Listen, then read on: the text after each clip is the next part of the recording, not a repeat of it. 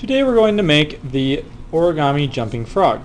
Here are the directions, so if you need to look at them you can pause it here at the front of the movie and look at them.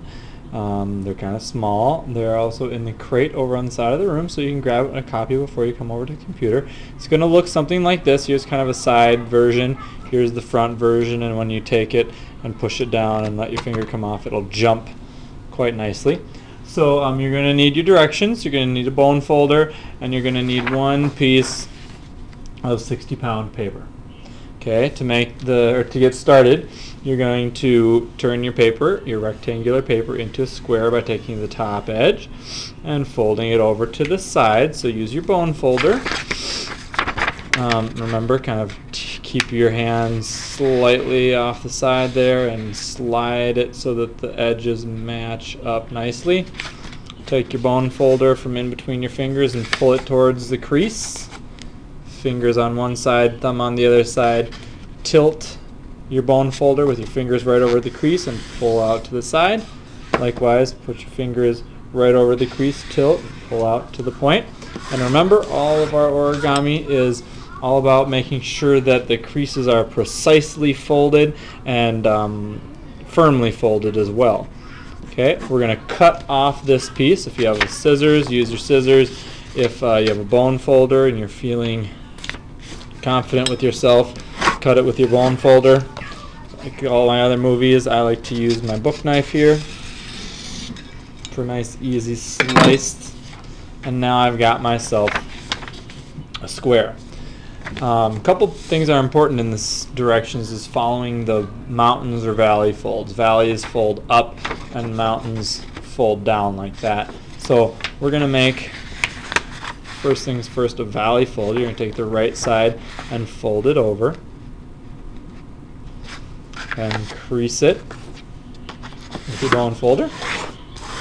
Nice and hard. Open it back up, and there's a little arrow right here, the little swirly arrow there that means flip it over. So flip your paper over, and now it says do the same thing, fold from top to bottom, however. So we're going to have a plus sign in our paper. It's going to be divided into fourths. You're going to open it up and take the bottom edge and fold it into the middle so it matches the middle line. Okay. And then do the same thing, top to bottom. I'm just going to flip my paper around because I feel like that's easier.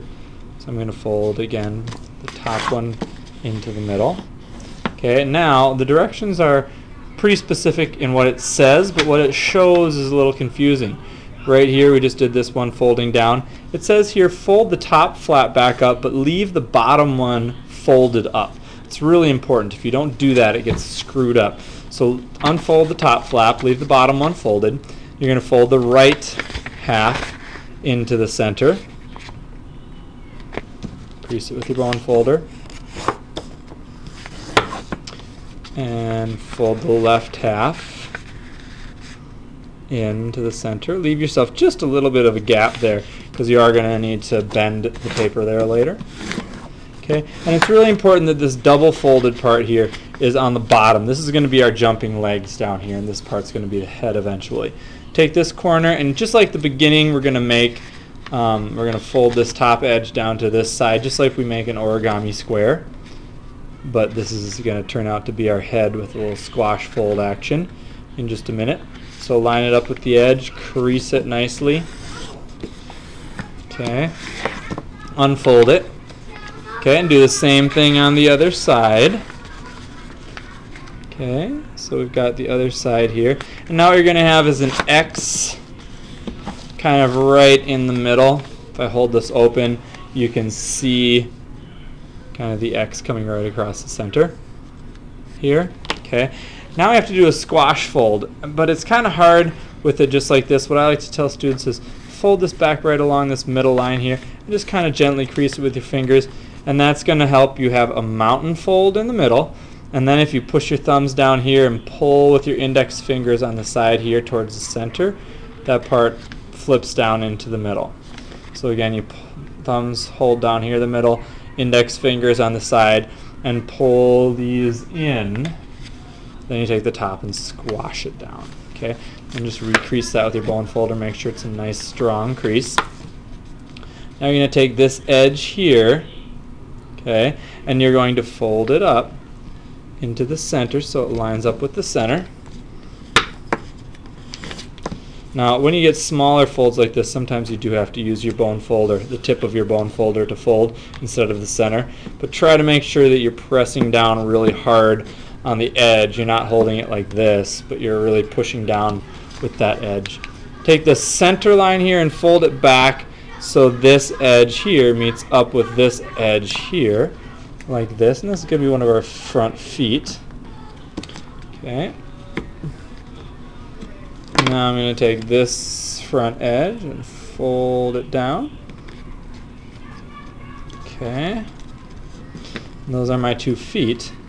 Now I need to fold the bottom feet up, or the back feet. We're going to actually fold this side in to make kind of a stronger crease for our jumping legs. Okay. Okay, that side in once. And this side in.